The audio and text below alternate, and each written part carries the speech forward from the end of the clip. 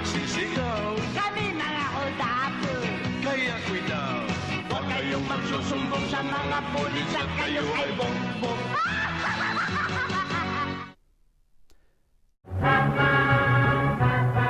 Hi, I'm Dylan, and this is Not Exactly Normal. In case you couldn't tell, that wasn't a clip from the 1989 Tim Burton Batman movie. Instead, it was Alyas, Batman and Robin, a classic 1991 Batman movie from the Philippines that is probably the best introduction into the wild world of unauthorized Batman films. Do you still remember from your comic books? Gotham City's dynamic doom. The Cape Crusader and the Wonder Boy. Kalaban nila ang mga crews. Holy smokes, Batman and Robin. Oh my God, Batman and Robin. Praise the Lord, Batman and Robin. Shoot na shoot, Batman and Robin. Let's do Bruce Wayne now and Dick Grayson now. They are a part of me. The film was initially planned as an unauthorized Batman film to be released in 1989 to capitalize on the release of Tim Burton's Batman. But Warner Brothers found out, threatened legal action, and they delayed the launch of the movie 2 years. Alyas, Batman and Robin is probably my favorite of the unauthorized Batman films, and admittedly, it's more fun to watch than several of the American ones. What killed the dinosaurs? The Ice Age! For starters, it's a lot more self-aware than the American Batman movies, as it's about a couple of high school or maybe college students, I'm not really sure, who are big fans of the Batman comics who decide to become Batman and Robin after another college student and his uncle decide to become Joker and Penguin and go around committing crimes. Ano mo naman hahagilapin si Batman at Robin? Walang problema yan, kuya. Nandito sila ngayon. Nandito ah. Saan? Oh, ikaw, ako. Ikaw si Batman, ako si Robin. Walang problema, malinaw. After a very slow introduction, the movie quickly picks up in a series of fantastic bank-robbing musical numbers / parodies of Surf and Safari by the Beach Boys, Bird Dog by the Everly Brothers, and Pretty Woman by Roy Orbison.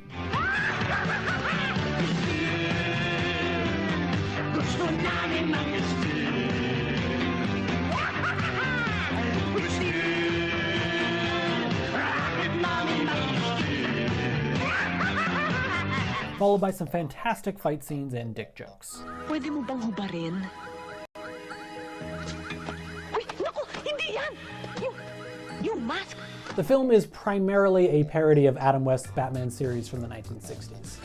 Meron kami ditong bat juice. Meron din kaming bat coffee.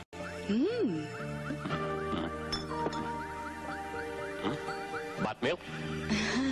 The plot is basically Joker and Penguin start robbing banks, Batman and Robin stop them, Batman falls in love with a reporter, gets out of the crime-fighting game, and then is reluctantly pulled back in to save Robin from the Joker.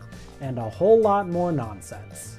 Unfortunately, the second half of the film falls pretty flat, though it is saved by an amazing scene in which Batman and the reporter mistake her bikini top for his bat mask and vice versa. Pero nasan ka? Ba't hindi kita makita? Tanga! Paano mo ba naman ako makikita? Ginawa mong maskara yung bra ko. Teka, bakit? While this movie is a parody, and admittedly not great in the traditional sense of things, the actor who plays the Joker, Rae McEwen, sorry if I butchered that pronunciation, does a fantastic job with the maniacal laugh and the crazy eyes. I'm Mr. Joker! I'm Joker angry. Though fantastic, Alyas, Batman and Robin isn't the only unauthorized Batman film. In fact, it's not even the only one from the Philippines. There's a whole series of them from back in the 60s. As far as I can tell, there are at least 3, 2 of which have been lost, but I've seen the second one. The first was released in 1965, also using the name Alyas, Batman and Robin. The second one came out a year later, the same year as the Adam West series, and is titled James Batman. And yes, it is a mashup of James Bond and Batman, which you probably didn't know, but you definitely needed that in your life.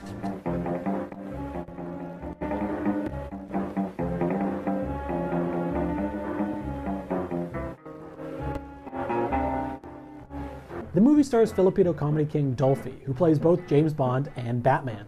It's a parody of both the Sean Connery Bond films and the Adam West Batman series.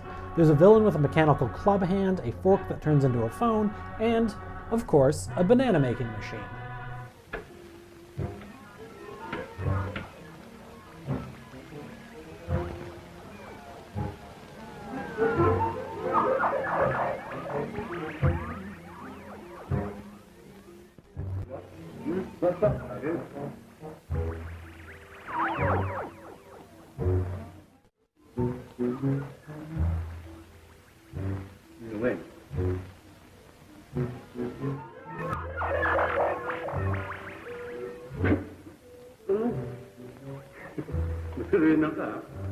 Oh, and the baddies have a giant hand thing that liquefies people.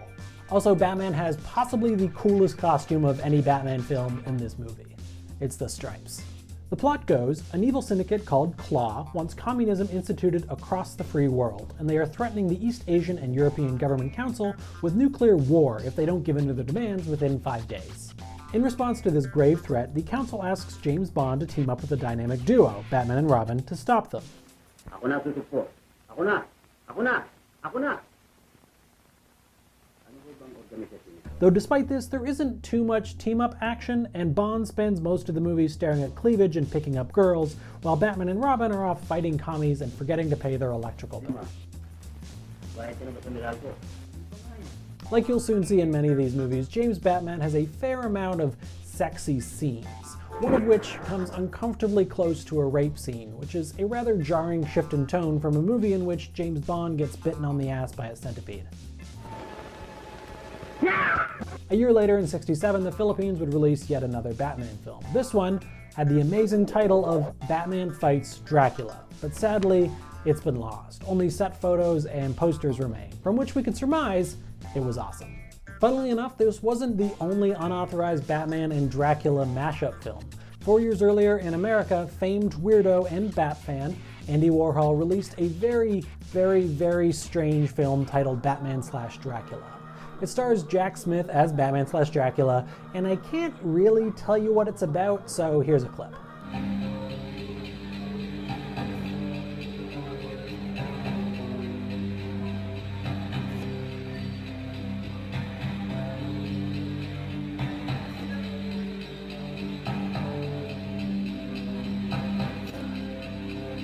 The film was thought to be lost up until 2006, when footage surfaced in a documentary about the film's star, Jack Smith.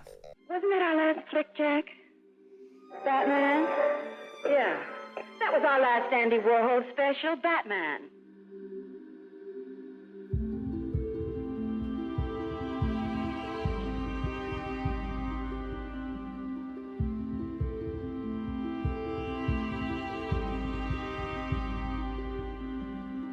Around 40% of the film has been rediscovered, and it looks like what I imagine an acid trip would look like.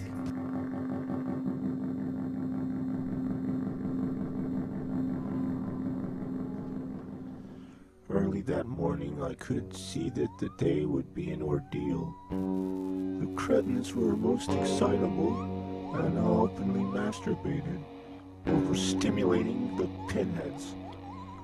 Today they would put on their shepherd and shepherdess costumes and run across the fields with their sand pails to milk the cows.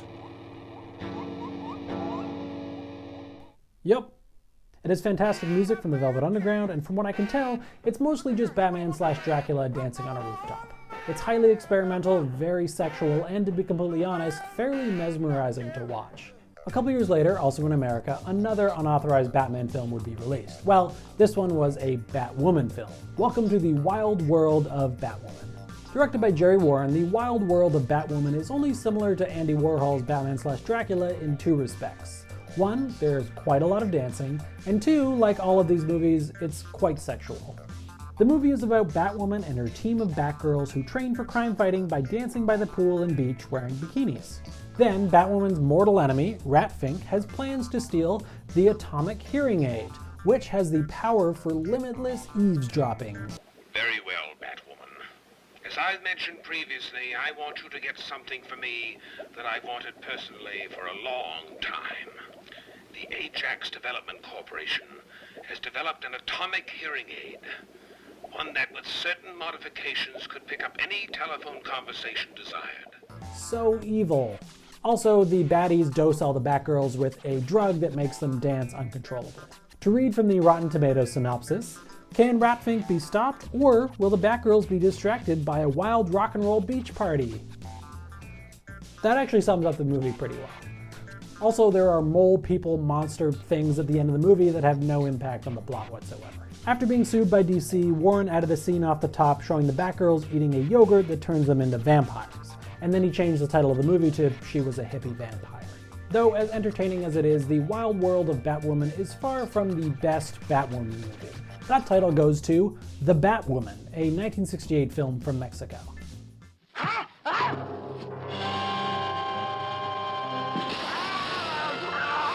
The film stars the beautiful Maura Monti as a socialite, millionaire, gun-wielding, professional wrestler, master of all sports, superhuman scuba diver, and crime fighter called the Batwoman.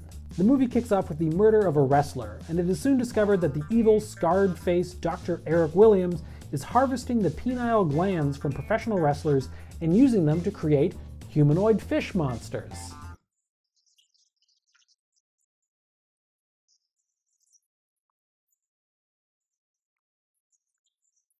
Batwoman is obviously a very empowered woman in this movie as she punches, kicks, and shoots her way through henchmen, bad guys, and horrifying fish creatures. Though unfortunately, some of that empowerment is lost towards the end of the movie when she's scared by a rat.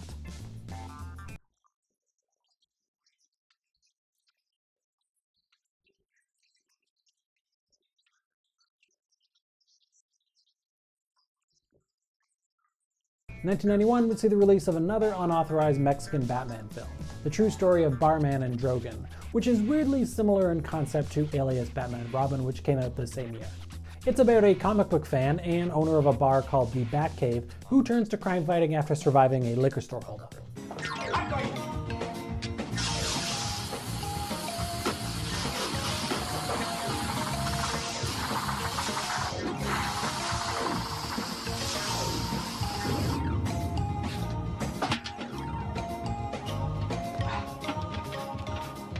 Señor, aquí tiene usted su dinero. Also, like Alyas Batman and Robin, the Batman character at first doesn't want to be Batman, and the Robin character has to convince him to do it. While in this comedy, all the jokes pretty much fall flat, they were able to build a pretty fantastic looking Batmobile, complete with fire. And in case you were wondering, said Batmobile does get in a fender bender, after which Batman and the other driver have to exchange information. Señor, le suplico no utilice ese lenguaje altisonante porque es película para toda la familia, señor. You know, like in every good Batman film. While George Clooney's Batman is largely remembered for his nippled batsuit, this movie went a step further, with Batman having large red eyebrows painted onto his mask. Batty. Yo soy Batman. But probably the coolest unauthorized Batman film is the sex-fueled Yarasa Adam Bedmen, or Turkish Batman, from 1973.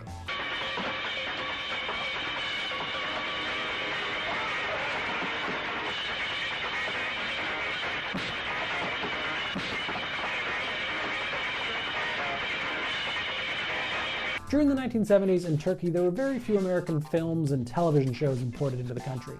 So to meet demand, local producers made their own versions, and Turkish Batman is one of the best. First of all, it's the most adult Batman film by far. Several times throughout the hour-long runtime, Batman and Robin go to a strip club, just to watch strippers. And these aren't short scenes either, it's 10% of the entire runtime. Not only that, but Batman smokes, Batman shoots and kills people with guns, and Batman has lots and lots of sex. Though most of the time, Batman isn't Batman, and he does spend the majority of the movie as Bruce Wayne. Though when he does decide to dress up, he is always careful to take his cape off before combat.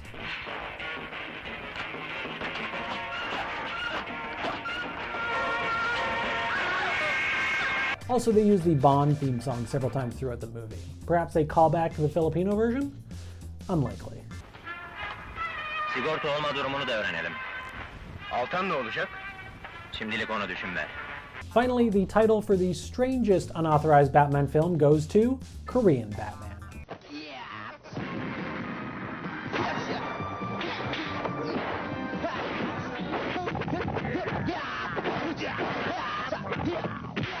Titled Super Batman vs. Mazinger V, this 1990 Bat film sees Batman in action in what looks like an episode of Power Rangers.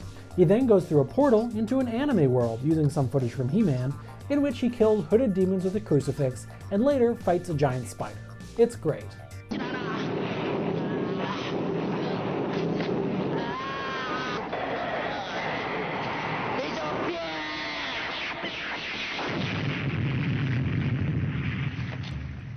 What do you guys want me to talk about in my next episode? Please let me know in the comments, and if you'd like to subscribe to my channel or even support me on Patreon, it would be much appreciated. Also, heads up Patreon users, starting with this episode, I'm going to be doing a behind the scenes series about this series. So check that out, and I hope you guys like it. Thanks for watching.